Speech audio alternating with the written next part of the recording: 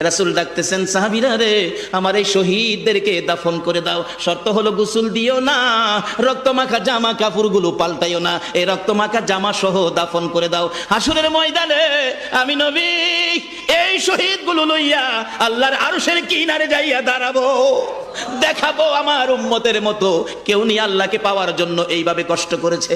এবার দাফনের কাজ শুরু হলে কিতাব লেখে 69 জনের দাফন শেষ। 70-এর মাথায় আসওয়াদ দূরে পড়ে আছে। আমার নবী 2 কদম সামনে গিয়ে দেখে আসওয়াদ নতুন তরবারি হাতে চিত হয়ে পড়ে আছে, শহীদ হয়ে গেছে। আমার নবী ডাকে, রে আসওয়াদ, মদিনার হুর বিয়ে করতে পাঠাইছিলাম, মদিনার হুর বিয়ে করলি না, যুদ্ধের ময়দানে জীবন দিয়ে বিদায় হলে।